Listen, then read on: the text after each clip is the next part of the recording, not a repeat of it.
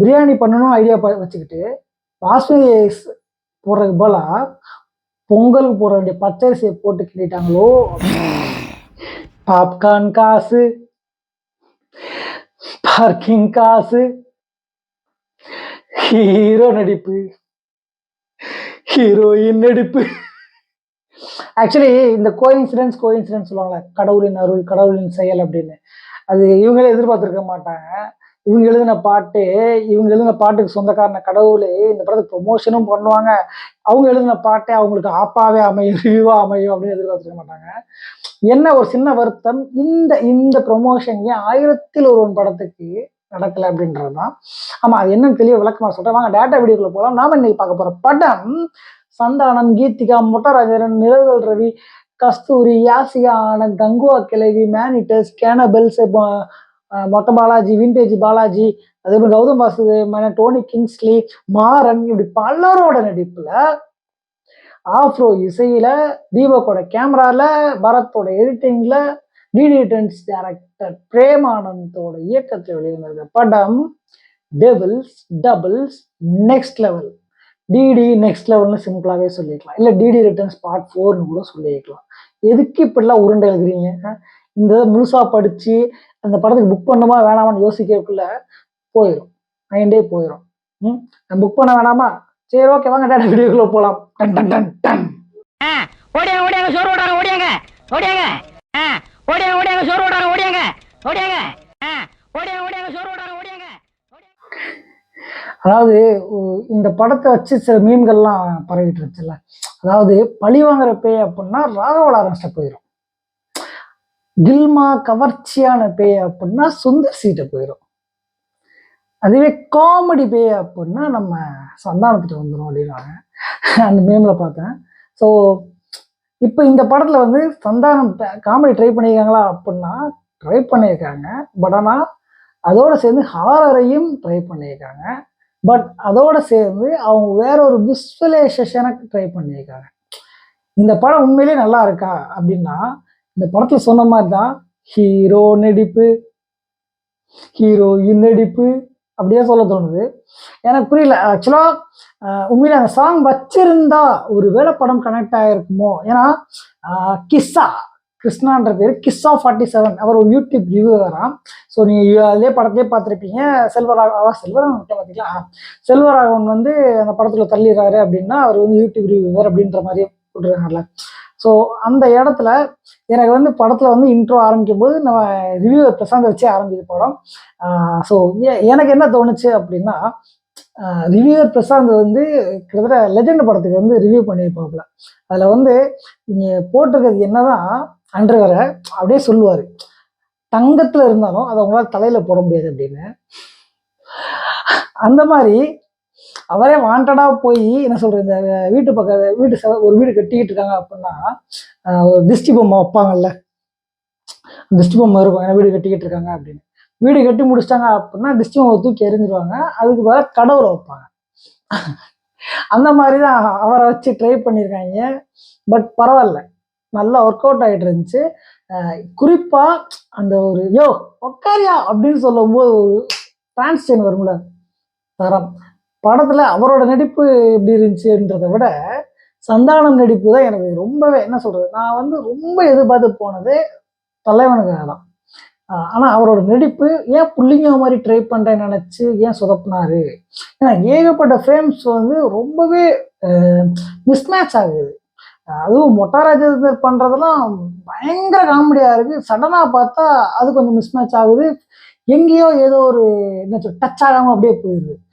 குறிப்பா first half வந்து audience வந்து யோசிச்சுக்கிட்டே இருக்காங்க, என்ன படம் இது, எதுக்கு போயிட்டு என்ன நோக்கி போறாங்க அப்படின்னு பார்க்கும்போது சின்ன சின்ன விசுவலைசேஷன்ல வந்து இது வந்து இங்க இருக்கு, இந்த கப்பல் இருக்கு, இது இந்த இடத்துக்குள்ள இருக்காங்க, இவங்க இப்படி இருக்காங்க, இந்த மக்கள் இப்படிதான் இருப்பாங்க அப்படின்ற மாதிரி நிறைய விஷயங்களை கொடுத்துருக்காங்க.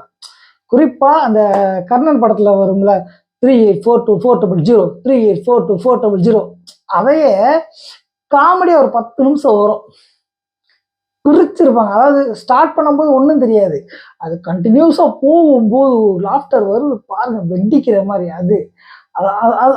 அதுதான் ஆடியன்ஸ் எதிர்பார்க்குறது. ஆனா அந்த ஃபர்ஸ்ட் ஆஃப் ஃபுல்லா அது இருந்துச்சா அப்படின்னா இல்லையே. அந்த பாட்டு தான் ஞாபகத்துக்கு வருது. நல்ல வேளை அந்த பாட்டை டெலீட் பண்ணிட்டீங்க. உண்மையிலேயே சொல்லப்போனால் ஆமாம், சொல்ல வந்த விஷயம் சொல்கிறேன். ஏன்னா திருப்பதி அவங்க சபையை சார்ந்தவங்களோ அவங்க யாரோ அவங்க வந்து கேஸ் கொடுக்க போகிறோம்னு சொல்லி எடப்பாடிட்டு வந்து இப்போ அந்த வீடியோ பார்த்தாங்க, வயலாக இருக்கும். இது எங்கள் மனசை புண்படுத்துது, அப்போ நீங்கள் யாருமே திருப்பதி வர முடியாது அப்படின்ற மாதிரிலாம் பேசியிருக்காங்க.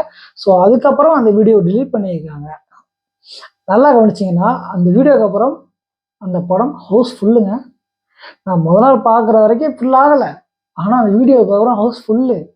எல்லா தேட்டர்லையும் ஹவுஸ் ஃபுல்லு தாம்பரத்தில். அப்போ யோசிச்சு பாருங்க, கடவுள் உங்களுக்கு கை கொடுத்துருக்காப்புல. நீங்கள் கலாய்க்கிற மைண்ட் செட்டில் எடுக்கல, கண்டிப்பாக அந்த ஒரு பாட்டாக தான் எடுத்துக்கணும். அப்சல்யூட்லி உண்மையிலே அந்த பாட்டு வச்சிருந்தா நல்லா இருந்திருக்குமோன்னு எனக்கு தோணுது. ஏன்னா 1001 பாட்டில் ஓ ஈசா என் ஈசா சாம்பல் தின்னும் என் ஈசா அப்படின்னு சிவனா பாடியிருப்பாங்க. சிவனா பாடிப்பாங்க. அந்த படத்தோட கதை என்ன என்ன ஏது இந்த மாதிரி நிறைய விஷயங்கள் இருக்கும்போது அன்னைக்கு யாராச்சும் சிவனை பற்றி பாடியிருக்காங்க அப்படின்னு கேஸ் கொடுத்துருந்தா ஒரு வேளை நம்ம செல்வராகவன் இந்த படத்தில் வில்லன் நடிச்சிருக்க வேண்டிய வாய்ப்பு வந்திருக்காதுல்ல. ஒரு அருமையான ஜீனியஸ் டைரக்டரை எங்கேயோ வச்சிருப்போம்ல. சீரியஸ்லி அந்த படம் பார்க்கும்போது 3 பேர் பார்த்தாங்க, நான் அருணும் சிவாண்ணாமலை. அதான் மறக்காம வச்சுக்கீங்களா, 3 பேர் பார்த்தோம். தரமாக இருந்துச்சு. அவங்க 2 பேர் பிடிச்சா பிடிக்கான்னு தெரியல. அவங்க கொஞ்சம் மைல்டு டைலமாலே இருந்தாங்க. ஏன்னா எனக்கு அவ்வளோ பிடிச்சிருச்சு. ஏன்னா ஃபர்ஸ்ட் ஹாஃப் ஒரு படம், செகண்ட் ஹாஃப் ஒரு படம், அப்படி பார்த்து என்ஜாய் பண்ணிட்டு இருந்தேன். அப்படி பார்த்து என்ஜாய் பண்ண ஒரு கிரியேட்டர் அப்படியே இல்லைனா வந்து உட்காந்துருக்காப்புல. நம்ம வந்து இந்த படம் மார்க் ஆண்டனி படத்தில் வந்து பார்த்துருப்போம்ல, அந்த படத்தில் ஒரு காமெடி ரோல் பண்ணுற மாதிரி இந்த இடத்துல ஹாரர் ரோல் பண்ணியிருக்காப்புல. ஹாரர் ரோல் எந்த அளவுக்கு ஒர்க் அவுட் ஆயிருக்கு அப்படின்றது நீ அந்த பழைய பாட்டெல்லாம் எடுத்து போடும்போது பயங்கரமாக ஒர்க் அவுட் ஆயிருக்குங்க. சீரியஸ் செல்வராகவன் நடிப்பை குறைய சொல்ல முடியாது. சில என்ன சொல்லுவாங்க, சில என்னன்னா கௌதம் மேனன் கூட நடிச்சிருக்காருல, அவரோட நடிப்பு கூட ஓகே அப்படின்லாம். ஆனால் செல்வராகவன் நடிப்பு பிரிச்சிருக்காப்புல. அற்புதமான நடிப்பு. இந்த படத்துல மிகப்பெரிய பிள்ளரே அவரோட நடிப்பு தான்.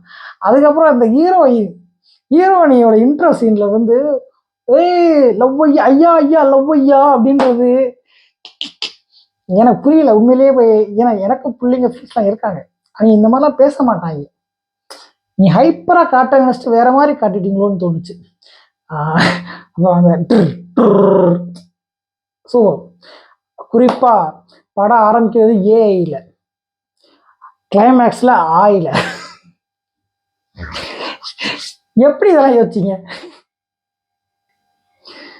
சும்மா கிடையாதுங்க. அதாவது பார்த்தீங்களா, இதுவே நீங்க புடவை கட்டி இருந்தா அப்படின்னு சொல்லும்போது மேல் அதாவது பெண்ணடி வைத்தன பண்ண பேசுறாப்புல பேசிட்டு டக்குன்னு ஒரு முடிவு எடுப்பான். ஏன் பார்த்துங்க அல்டி அதை கொஞ்சம் கிளியர் கட்டா பேசியிருக்கலாம்.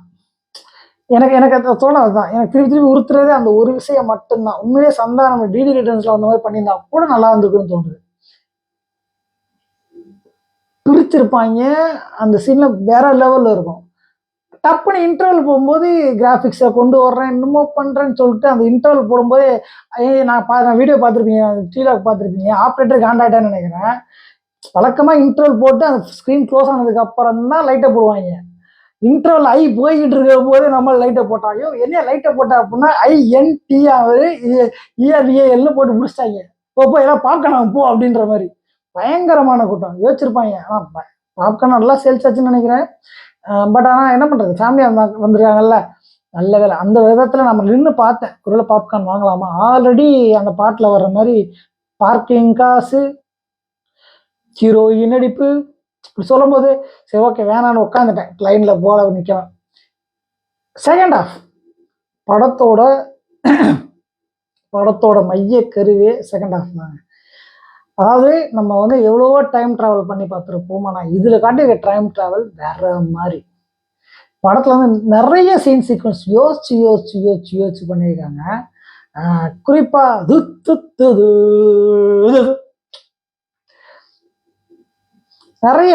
நிறைய அந்த கேமராமேன் வந்து பயங்கரமாக ஒர்க் பண்ணியிருக்காப்புல மனுஷன். குறிப்பாக எடிட்டர் பயங்கரமாக ஒர்க் பண்ணியிருக்காப்புல. அந்த வாய்ஸ் ஓவராக இருக்கட்டும், ரீரெக்கார்டிங்காக இருக்கட்டும், பயங்கரமாக ஒர்க் பண்ணியிருக்காங்க. என்னன்னா இவங்ககிட்ட கண்டென்ட் அவ்வளோ பவர்ஃபுல் கண்டென்ட்டுங்க. படத்தில் இருக்கிறது வந்து பவர்ஃபுல்லான கண்டென்ட்டு. ஆனால் அதை ஏன் அவங்க சரியாக யூஸ் பண்ணிக்கல? ஏன்னா ஆடியன்ஸ் தேட்டரில் உட்காரான் அப்படின்னா அந்த அரை மணி நேரம் படத்தில் என்ன இருக்குது அப்படின்றத அவன் புரிஞ்சுக்கிட்டானா, கிரகிச்சிட்டானா அவனுக்கு அந்த படம் ஃபுல்லாகவே பிடிக்கும். ஏன்னா எனக்கு பின்னாடி உட்காந்த ஃபேமிலி அந்த அக்கா கேட்டது என்னங்க படம் ஒன்றுமே புரியலை, என்ன படம் அது அப்படின்றாங்க. படம் முடிஞ்சதுக்கு அப்புறம் அவங்க சந்தான படம்டி, லாஜிக்கெலாம் பார்க்கக்கூடாது, சிரிச்சியா இல்லையா, ஒரு 4-5 சீன் சிரிச்சேன், அந்த ஜட்டி சீன்லாம் சிரிச்சேன் அப்படின்றாங்க. அவ்வளோதான், அதான் படம் அப்படின்னு அந்த அக்கா ஒரு மாதிரி ஆயிடுச்சு. ஏன்னா டிடி ரிட்டர்ன்ஸ் படம் அப்படி கிடையாது. இந்த படத்தில் அப்போ நிறைய சொல்ல வந்த விஷயத்த கொஞ்சம் எலாபரேட் பண்ணி ஃபர்ஸ்ட் ஹாஃப்லேயே தெளிவாக காட்டியிருக்கலாம். அது என்ன எதனால் மிஸ் ஆச்சு, ஒருவேளை அந்த புள்ளிங்க வாய்ஸ் ஓவரனால தான் மிஸ் ஆச்சா, இல்லை அந்த சாங் வைக்காதனால மிஸ் ஆச்சா? ஏன்னா படம் ஆரம்பிக்கும் போது ப்ளூ சட்டை மாறனுக்கெல்லாம் நன்றி சொல்கிறாங்க. படத்தை நான் எங்கேயும் நோட் பண்ணல, ப்ளூ சட்டை மாறனை காட்டவே இல்லை. நான் எப்படி பார்த்தா நம்ம இட்ஸ் பிரசாந்துக்கு தான் நன்றி சொல்லிக்கணும், பயங்கரமாக நடிச்சிருக்காப்புல. அது ஏன்னு எனக்கு புரியலை. ஸோ இந்த படத்துக்கு போகலாமா வேணாமான்னா நீங்கள் கொஞ்சம் கூர்மையாக கவனிக்கிறீங்க அப்படின்னா உங்களுக்கு ஓரளவு கனெக்ட் ஆகுது அப்படின்னா, அதான் செகண்ட் ஹாஃப், அந்த செகண்ட் ஹாஃப் கண்டிப்பாக கனெக்ட் ஆகும். கனெக்ட் ஆச்சு அப்படின்னா உங்களுக்கு சிரிப்பு வருது அப்படின்னா கண்டிப்பாக நான் போகலான்னு சொல்லுவேன். படத்தில் வந்து முகம் சுளிக்கிற மாதிரிலாம் பெருசாக இல்லை, ஆனால் அந்த ஒரு ஜட்டி சீனை தவிர்த்து அதுவுமே ஃபேமிலியாக தான் வந்தாங்க. எல்லாரும் 13+ இருந்தாலுமே எல்லாம் குழந்தைகளோட வந்திருந்தாங்க. அந்தளவு வல்கரான ஒரு படம் கிடையாது. ஆனால் படத்தில் வந்து பேசுகிற விஷயம் என்னென்னா கேனபிள்ஸ், மேன் ஈட்டர்ஸ் பற்றி பேசுகிறாங்க. ஸோ அதனால இருக்கலாமோ என்னவோ தெரில. இதெல்லாம் பார்த்து சொன்னாங்கன்னா வாட் யூ விஷ் ஃபார்னு ஒரு படம் இருக்குது, அதை போய் பாருங்கள், அதான் தோணும். ஸோ படத்தில் ஆஃப்ரோட மியூசிக் வேற மாதிரி நல்லா பிரிச்சிருக்காப்புல. உண்மையில ரொம்ப ஃபீல் பண்ணிப்பாரு அந்த பாட்டு இல்லைன்னு. பட் அதுக்கடுத்து வேற எந்த பாட்டுமே வந்த மாதிரியே தெரிலங்க. ஒருவேளை எங்கேயாவது டக்குன்னு ஏ ஈசா என்னீசா மாதிரி பார்க்கிங் காசு போயிருச்சு அப்படி கூட போட்டுக்கலாம். ஏதாச்சும் ஒரு வார்த்தையை போட்டு டக்குன்னு போட்டிருந்தா இன்னும் செம்மையாக வந்திருக்கும், பிக்கப் ஆயிருக்கும் எனக்கு தோணுது. டு பி ஃப்ராங்க், அந்த செகண்ட் ஹாஃப்க்கு, அந்த புக்குக்கு, அந்த பேய்க்கு, அந்த மேனிட்டர்ஸ்க்கு, அந்த கெனபிள்ஸ்க்கு, குறிப்பாக அந்த சப்டைட்டில்ஸ் போடும்போது நடக்கிற அந்த காமெடிக்கு எப்போ வேற மாதிரிங்க.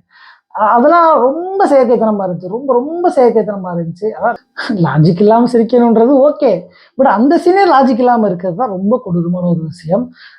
அது நான் சொல்ல வேண்டிய விருப்பம் இல்லை. நீங்கள் மேபி விருப்பப்பட்டு நீங்கள் சமாதானத்துக்காக இல்லை மொட்டராஜன் மாறன் இவங்கள மாதிரி ஆட்களுக்காக போகிறீங்க அப்படின்னா தாராளமாக நீங்களே பார்த்து தெரிஞ்சுக்கங்க. என்னை பொறுத்த வரைக்கும் 110 ரூபாய்க்கு 6 ரூபாய் ஒர்த்து, அவ்வளோதான். டு பி ஃப்ராங்க், சந்தானம்கிட்ட அந்த ஒரு மாடுலேஷன் கரெக்ஷன் இருந்திருக்கலாம், ஹீரோயின் நடிப்பில் அந்த மாடுலேஷன் இருந்திருக்கலாம், பேயை காட்டின விதம்லாம் ஓகே, அந்த ஸ்லோ மோஷன் இதெல்லாம் ஓகே, அந்த கங்குவா கிளவி, அந்த மேனிட்டர்ஸ், கெனபிள்ஸ், அந்த கதை எல்லாமே சூப்பர். ஆனால் அந்த சின்ன லேக்ஸ் கொஞ்சம் ஏதோ அவசரப்பட்டு ரிலீஸ் பண்ண மாதிரி ஒரு ஃபீல் கொடுத்துச்சு. ஏன்னா முன்னாடி டிடி ரிட்டர்ன்ஸில் அந்த மியூசிக்லாம் பயங்கரமாக இருக்கும், அப்படியே சீன் ஃப்ரேம் பயங்கரமாக நகரும். பட் இதில் வந்து டக்குன்னு நகராமல் ஏதோ ஒரு என்ன சொல்கிறது, இந்த ஃப்ரேம் சம்மந்தமே இல்லாத கொஞ்சம் நகர்ன மாதிரிலாம் ஒரு ஃபீல் இருந்துச்சு. அதுதான் படத்தோட மிகப்பெரிய மைனஸ் பண்ண எனக்கு தோணுச்சு. மேபி உங்களுக்கு பிடிச்சிருக்கலாம். உங்களுக்கு என்ன தோணுது அப்படின்னா இந்த படத்தை பார்த்துட்டீங்க அப்படின்னா கமெண்ட்ல சொல்லுங்க. இல்லை இந்த ரிவ்யூ பார்த்துறீங்க, ஒருவேளை நானும் போய் படத்தை பார்த்து சொல்கிறேன் போகலாம் அப்படின்னா தாராளமாக போகலாம். நான் ஃபீல் பண்ணதை தான் நான் உங்களுக்கு ரிவ்யூவாக கொடுத்துருக்கேன். பட் படம் மொக்க கிடையாது, அதை மட்டும் ஓப்பனாக சொல்லிடணும். ரொம்ப மொக்க கிடையாது, அதை ரொம்ப ஓப்பனாக சொல்லிடுறேன். ஆமாம், ரொம்ப சிம்பிளாக சொல்லணும் அப்படின்னா, அதாவது பிரியாணி பண்ணணும் ஐடியா வச்சுக்கிட்டு பாஸ்மதி ரைஸ் போடுறதுக்கு போல பொங்கலுக்கு போட வேண்டிய பச்சரிசியை போட்டு கிண்டிட்டாங்களோ அப்படின்ற ஒரு ஃபீல் இருக்கு, அவ்வளோதான், வேற ஒன்றும் கிடையாது. மறுநாள் சிக்கன் பீஸ்க்கு பதிலாக வேற எந்த பீஸை போட்டாலும் என்னவோ தெரில. பட் பச்சரிசியில் சிக்கன் பீஸ் போட்டு பிரியாணி பண்ணலாம் தெரில, பட் நான் தான் ஃபீல் பண்ணேங்க. ஓகே, அடுத்த படத்தில் நல்லா நடிக்க சந்தானம், நல்ல ஸ்கிரிப்டாக பண்ணுங்க. ஏன்னா உங்களை நம்பி வர சிரிக்கணும், வயிறு வலிக்கு சிரிக்கணும் அப்படின்றதுக்காக தான். அது ஒரு 2 மணி நேரம் 2.5 மணி நேரத்துக்கு 2 மணி நேரம் இருந்தால் கூட நாங்கள் தாங்கிப்போம். பட் அது 1 மணி நேரம் தான் இருந்துச்சு அப்படின்றத வருத்தமே. மற்றபடி ஓகே, நல்ல முயற்சி. அந்த விசுவலைசேஷன் இருக்குல்ல, நல்ல முயற்சி. டைரக்டருக்கு அந்த ஒட்டுமொத்த டீமுக்கு மிகப்பெரிய நன்றி சொல்லிக்கலாம், தப்பு கிடையாது. அந்த எஃபோர்ட்டுக்கு நன்றி சொல்லலாம், தப்பு கிடையாது. அந்த டிரான்ஸ்லேஷனுக்கு கிராஃபிக்ஸ்லாம் நன்றி சொல்லலாம், தப்பே கிடையாது. அதெல்லாம் ஒர்த்து சம்திங் லேகிங், அது சில விஷயங்கள் நான் முன்னாடி சொன்ன மாதிரி. ஸோ தெளிவாக ஒரு முடிவு எடுத்துட்டு இந்த படத்துக்கு போகலாமா வேணாமா நீங்களே முடிவு பண்ணுங்க. ஸோ இந்த வீடியோ பிடிச்சிக்கொண்டு நம்புறேன். பிடிச்சினது பிடிக்கடிச்சு லைக் பண்ணுங்க, மறக்காம உங்க ஃப்ரெண்ட்ஸ்க்கு ஷேர் பண்ணுங்க, குறையில கமெண்ட்ல சொல்லுங்க. மறக்காம உங்க நம்ம ஊர் சப்ஸ்கிரைப் தெரிவிக்க விடுங்க. நல்ல காதலன் பாய், பார்க்கிங் காசு டன் டன் டன். टाइगर का हुक्म।